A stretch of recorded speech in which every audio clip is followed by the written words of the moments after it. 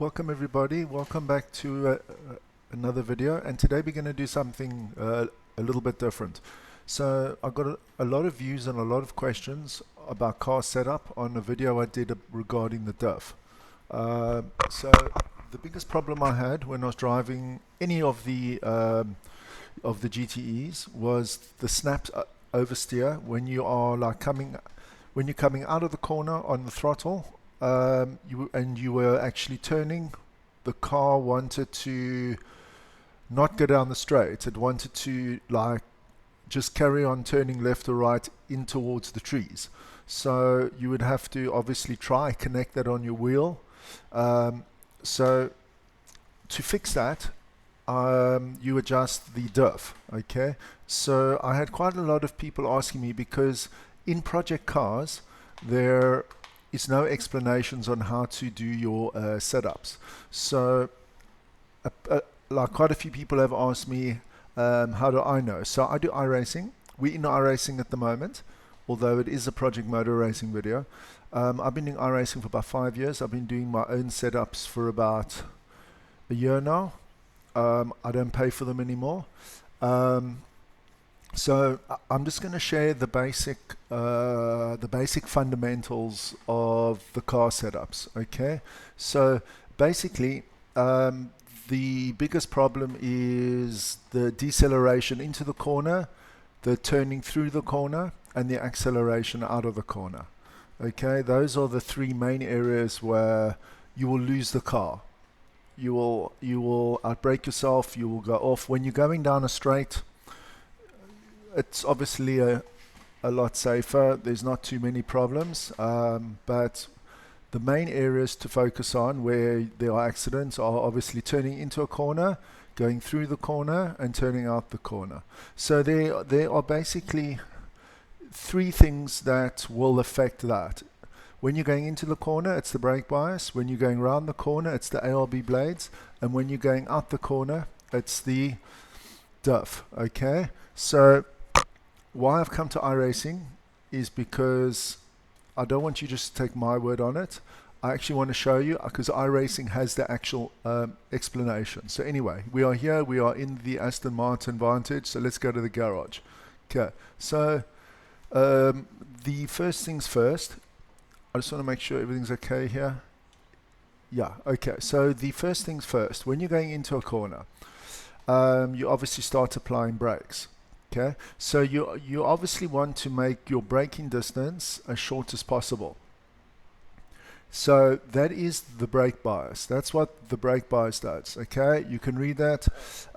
It's the amount of pressure going to the front wheel. So you can either make it lower or you can make it higher.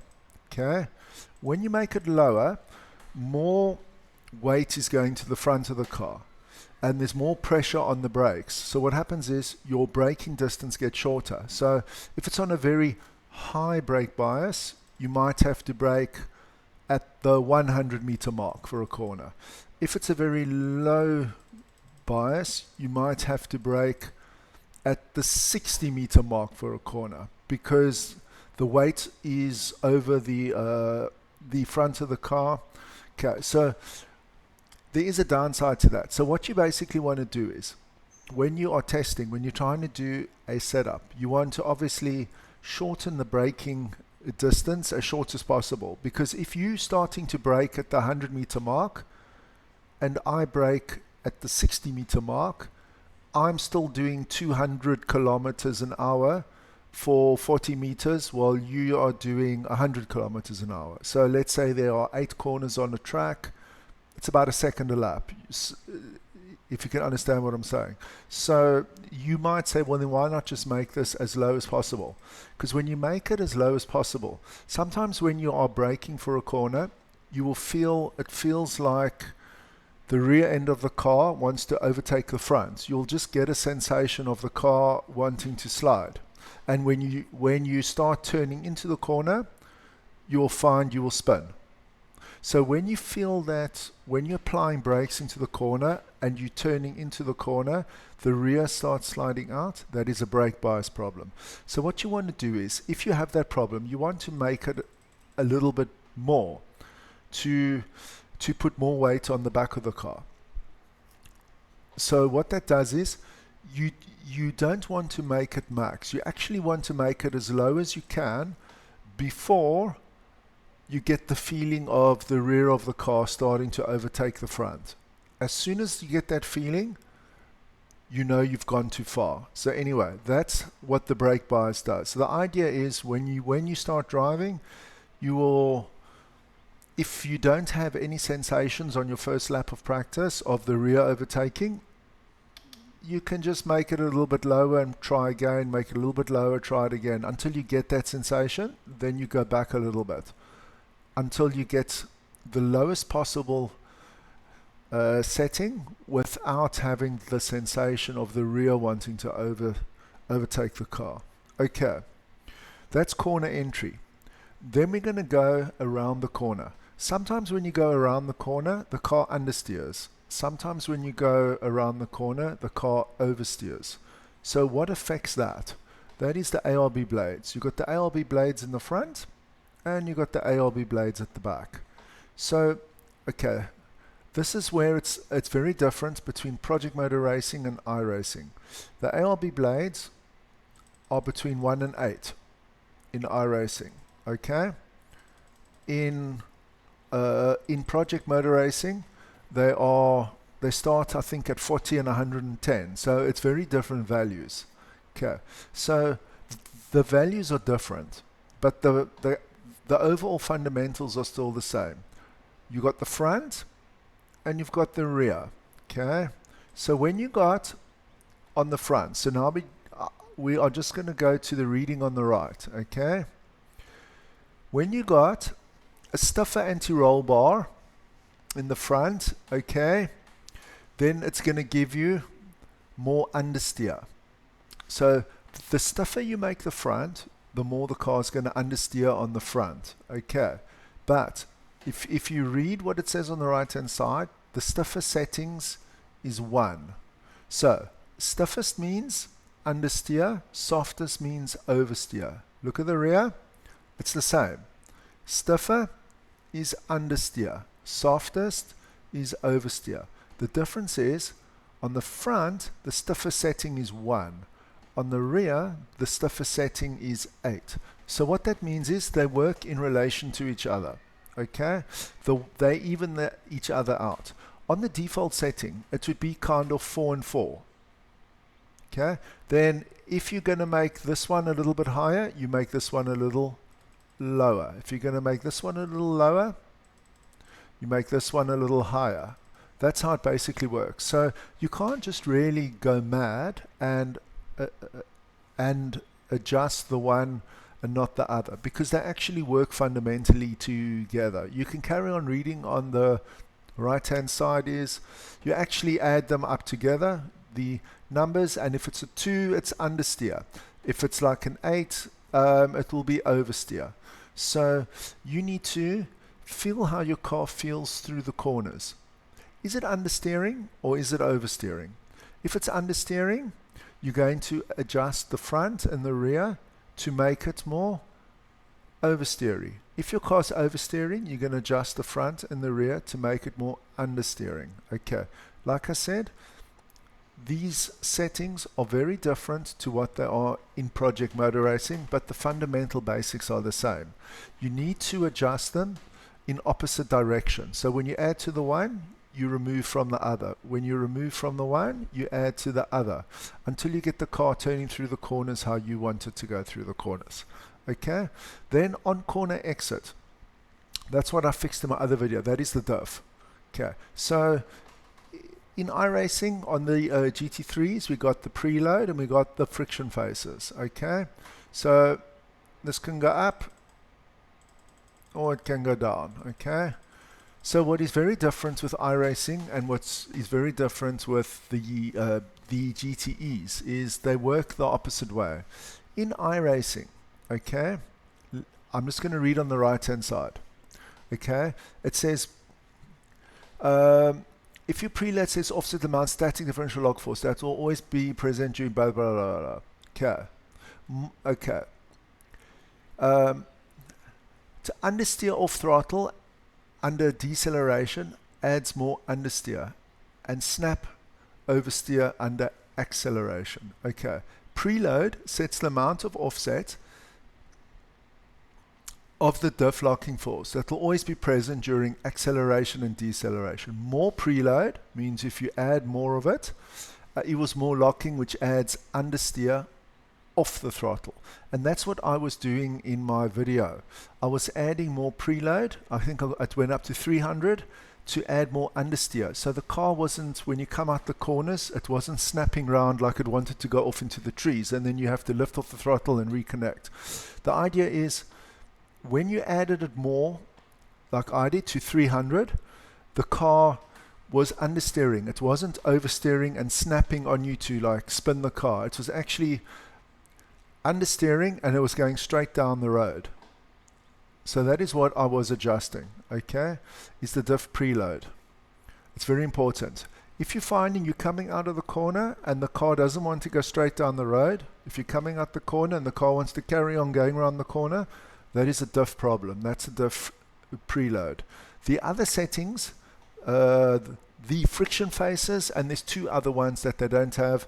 I just basically played around with that until I felt a little bit better. But the main thing for your diff and the snap oversteer is this one here, your diff preload. That will affect that.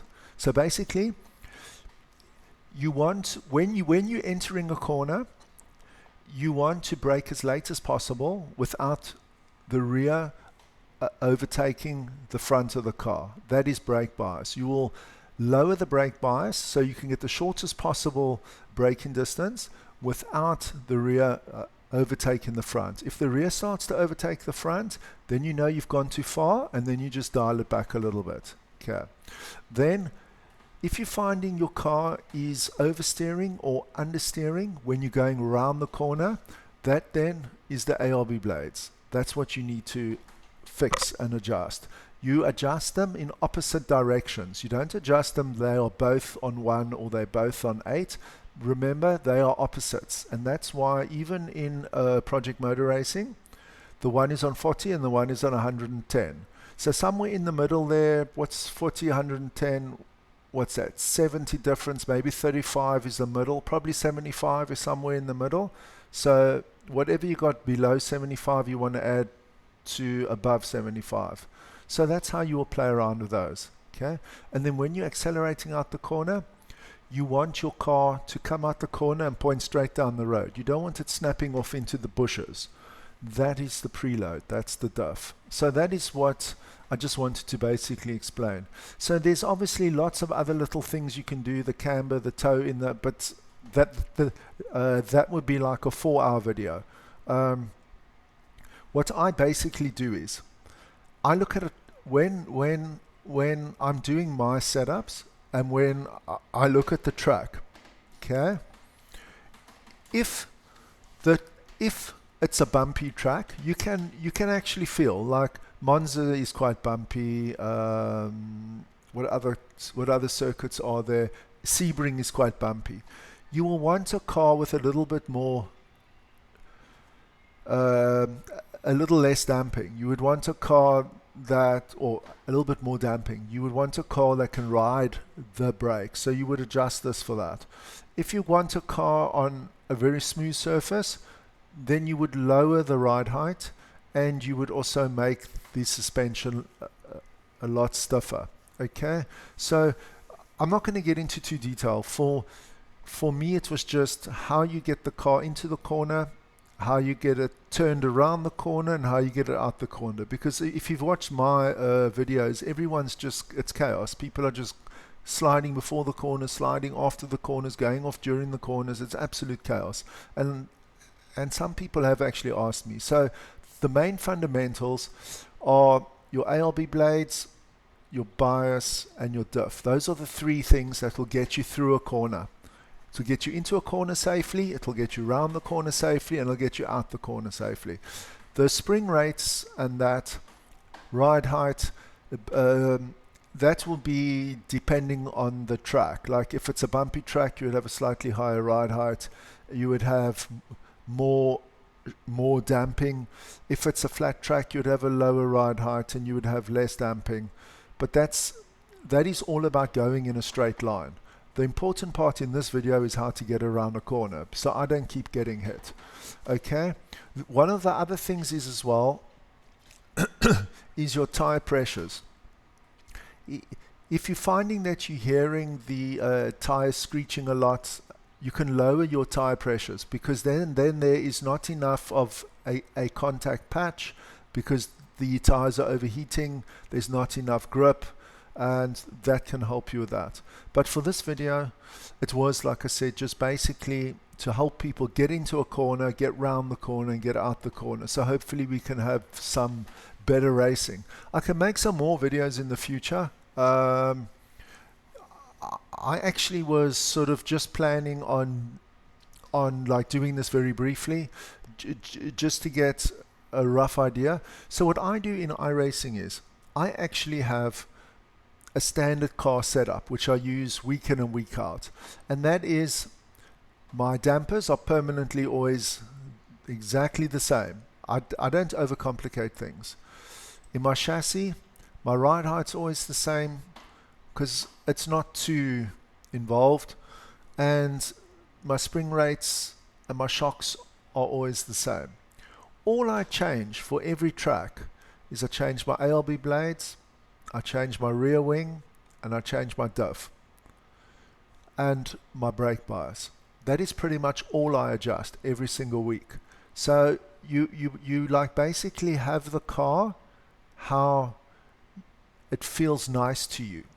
But obviously some tracks have got high speed corners, some tracks have got low speed corners. So for those, the tight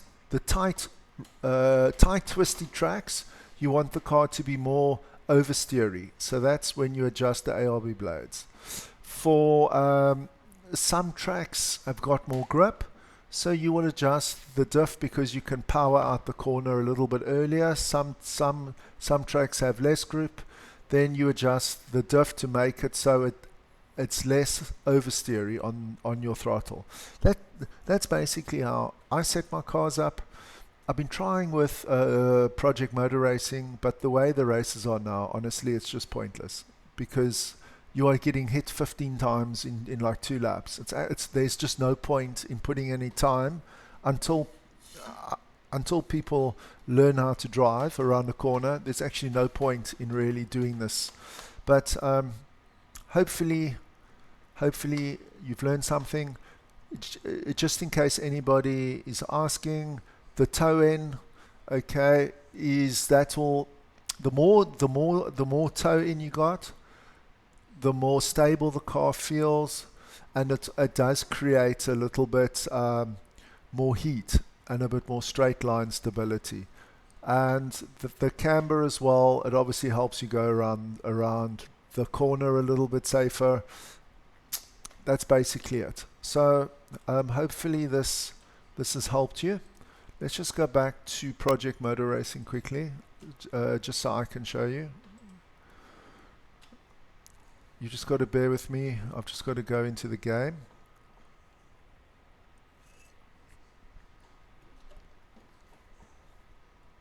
So guys, yes, I can make more of these videos in the future, but I think it's the same when like I was trying to do this for the first time. It's very overwhelming with there's so many settings and so many things can happen, but just as long as you understand how to get the car around the corner, that is the main thing. Okay, hopefully Project Motor Racing. Okay, the main thing is just to be able to get the car around the corner safely, because it's chaos at the moment. It really is. I just got to change. I've just got to wait for this to boot up, so I can go into my simulator. Project Motor Racing. It's not coming up yet. Game capture. Okay, so I actually have to go out of this. Okay. The only thing I can do here is I can't get into the game. I need to boot the game up before I boot up this window. Okay, hold on. Let's just add another gain capture screen. No, let's just delete that. Maybe this will help. Sorry, just give me a second. Will this give me another game capture? Okay. So let's see.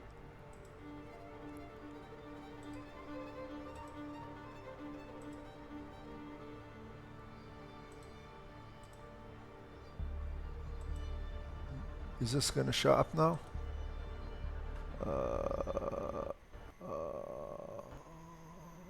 Put the screen. Oh, I just lost Project Motor Racing. Okay, let's try it again.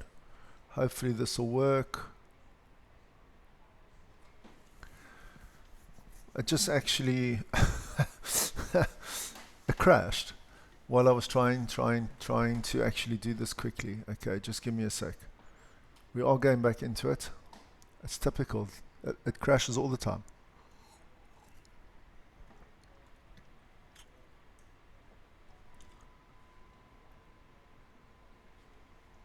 Come. Okay, here we go. Okay. So let's just go to single player. Let's just go to race weekend, whichever. Let's just confirm.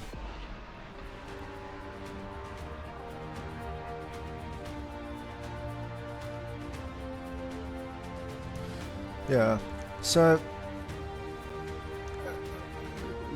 for me at the moment, this game is incredibly frustrating because I actually want to have a nice clean race and I actually can't. Okay, so let's just go here. Let's just load a setup. Okay, Sawston. Okay, so where are we? If you go to your tires, okay, there's your rear wing angle. Okay, don't worry. That's your steering and your force feedback. Okay, if you go to your suspension, okay. So those ALB blades, those anti-roll bars, there's the front, there's the rear. Remember, if you add to the one, you remove from the other.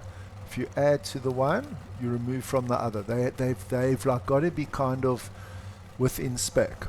They've got to be within balance. So if you take maybe, let's say you add 20 there, you take 20 off there. If you are adding there 30, you take 30 off there.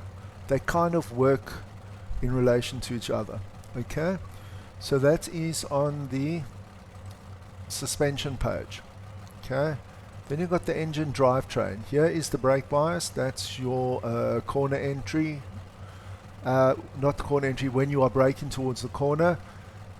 To shorten the brake bias distance, you would hit there, and if you've gone too far and the arse wants to overtake the front, you would just add a little bit on there. That's pretty much what that does. And then your drive chain. Here are your clutches. Remember, it's preload. This is the one. The higher you get it, the more understeer, the less likely it is to just snap around on you coming out the corner. This is not in iRacing. What I've actually done is I've actually put that on full. I've played around with these because this is the main setting that will actually allow you to accelerate down the straight without having to correct it and lift off and that. That is the setting. These are tweaks to this setting. So this is the important one. So when you're going into the corner, it's the brake bias. When you're coming out the corner, it's the diff.